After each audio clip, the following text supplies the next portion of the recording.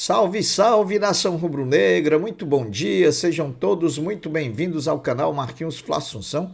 Nós estamos chegando na manhã dessa segunda-feira para trazer as últimas informações e as principais notícias do rubro-negro mais querido do Brasil e do mundo, o Clube de Regatas do Flamengo. Bom, inicialmente eu pediria a você que não é inscrito no nosso canal que você se inscreva, que deixe o like, que compartilhe os conteúdos nas redes sociais e que também, por fim, você ative o sininho das notificações para que o YouTube possa notificá-los de tudo que está acontecendo de novidade aqui no nosso canal. Feito o merchan do canal, vamos sem maiores delongas, notícias do nosso Mengão. Não poderíamos, meus amigos, deixar de começar esse vídeo com um assunto que se sobrepôs à grande vitória que o Flamengo teve diante do Atlético Mineiro por 2-1, jogando lá em Belo Horizonte. Depois do termo circunstancial de ocorrência, o TCO, lavrado na delegacia de Belo Horizonte, o atacante Pedro foi fazer exame de corpo de delito, onde foram constatadas duas lesões, uma no rosto e uma na boca. O acusado, o preparador físico Pablo Fernandes, quando da sua oitiva lá na delegacia, preferiu adotar o silêncio sem nada, dizendo que não tinha nada a declarar. O argentino agressor chegou ao Rio de Janeiro na manhã de ontem, domingo. O mesmo se manifestou também na manhã do próprio domingo, nas redes sociais, se mostrando arrependido, pedindo desculpa ao Pedro, pedindo desculpa ao Flamengo, aos colaboradores e também aos funcionários, estando aberto a um pedido de desculpa a todos e principalmente ao Pedro. Agora é tarde, né, meu amigo? Depois de feito o estrago, não tem. As desculpas são pedidas, elas são aceitas, mas o estrago já está feito. O atacante Pedro, juntamente com Thiago Maia, com Everton Cebolinha e também o zagueiro Pablo, chegaram ao Rio de Janeiro no começo da tarde desse domingo, em um avião que foi alugado pelo Flamengo para trazê-los lá da capital, Belo Horizonte. Outro que se manifestou também ontem, no domingo, nas redes sociais, foi o treinador Jorge Sampaoli, adotando um tom apaziguador, mas que em nenhum momento condenando diretamente o seu pupilo e sua atitude. Sampaoli será decisivo para o desenrolar da situação. Eu achei meio constrangedor o que o Sampaoli botou. Ele tentou igualar a agressão com a indisciplina do Pedro. Então não ficou muito bem não o que o Sampaoli colocou nas redes sociais. E com a informação trazida inicialmente pelo jornalista Mauro César Pereira, de que haveria uma reunião ontem à noite, domingo, entre Marcos Braz, Spindel e Sampaoli, para alinharem a continuidade do treinador no comando técnico do Flamengo. Assim aconteceu, a reunião aconteceu e Jorge Sampaoli foi comunicado e anunciado que vai continuar como treinador do Flamengo. Antes da reunião, saiu a confirmação da demissão do preparador físico Pablo Fernandes, finalizando assim sua passagem pelo Flamengo. Mas o Flamengo não se manifestou oficial, porque o próprio preparador físico Pablo Fernandes vai fazer um pedido formal de demissão ao Flamengo. Não vai ficar como se o Flamengo tivesse demitido, não. Ele vai fazer um pedido formal de demissão ao Flamengo. Está acertado entre ele e a direção do Flamengo. O filho do preparador físico Pablo Fernandes, Marcos Fernandes, que também se envolveu semanas atrás numa agressão a um influenciador digital rubro-negro, após o empate de 1-1 contra o América Mineiro, segue normalmente na comissão técnica de Jorge Sampaoli, amanhã estando presente no CT do Urubu. O Flamengo tem reapresentação agendada para hoje, às 9 horas da manhã, no CT do Urubu, onde o elenco vai iniciar a preparação para o duelo contra o Olímpia, pelas oitavas de final da Libertadores da América, na próxima quinta-feira, às 21 horas, no Maracanã.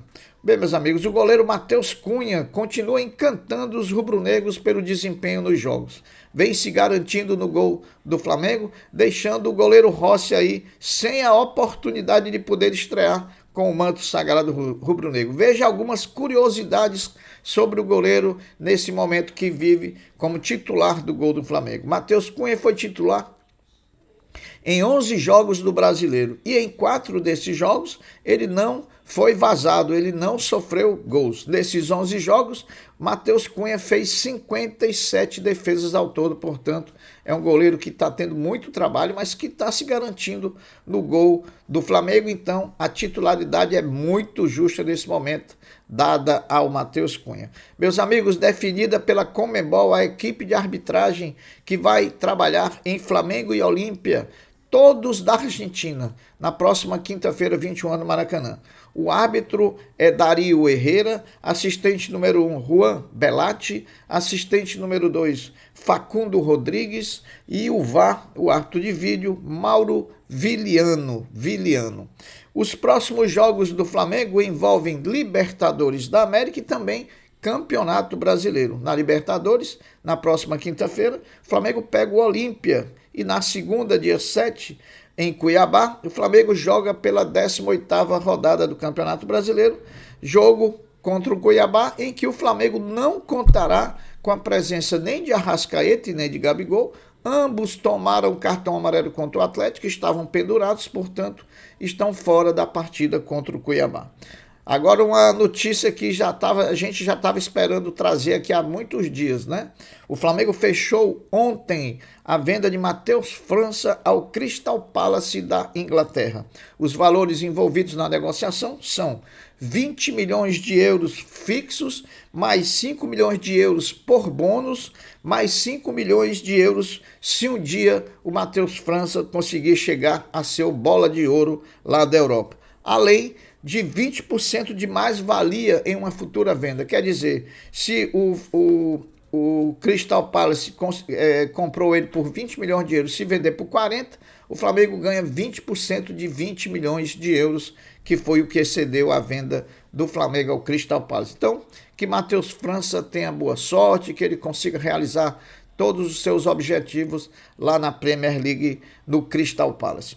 Meus amigos, os jogos do domingo, ontem, os jogos finais da 17ª rodada ontem, realizados ontem, definiram o Flamengo na vice-liderança do Campeonato Brasileiro. Botafogo 4, Curitiba 1, América Mineiro 1, Palmeiras 4 e Goiás 1, Grêmio 1. Os resultados finais dessa 17ª rodada mantiveram o Flamengo na vice-liderança do Brasileirão, junto com o Palmeiras, mas por conta de que o Flamengo tem uma vitória a mais, o Flamengo está acima do Palmeiras na tábua de classificação.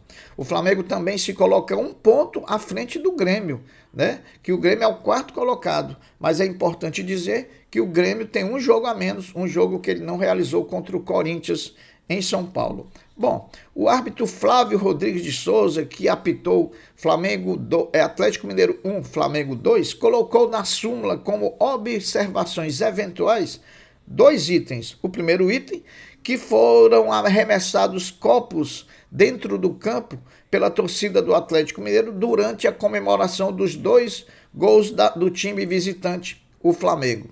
E segundo, o Flávio Rodrigues também informou que na sua saída para o intervalo de jogo, o gerente de futebol do Flamengo, Fábio Jesus, popularmente conhecido como Fabinho Soldado, veio na direção da arbitragem reclamando de forma assintosa e também intimidatória. Então, essas 2 questões devem ser julgadas pelo STJD, tanto o arremesso de copos pela torcida do Atlético, como também essa intimidação e essa reclamação assintosa por parte do gerente de futebol do Flamengo, o Fabinho Soldado. Bom, com a venda de Matheus França ao Crystal Palace, o Flamengo atingiu quase 50 milhões de euros em venda de jogadores desse ano de 2023. Em verdade, foram 48 milhões e 700 mil euros vendidos, o que dá mais ou menos aí em reais 253 milhões e 700 mil reais, né? Lembrando que a meta orçamentária para a venda de jogadores na atual temporada era de apenas 63 milhões, então o Flamengo superando aí de braçada essa previsão. E nessa lista de vendas estão os seguintes jogadores que foram vendidos esse ano: Matheus França, João Gomes, Pablo Mari, que foi aquela venda, foi um percentual sobre a outra venda que foi feita por Monza da Itália.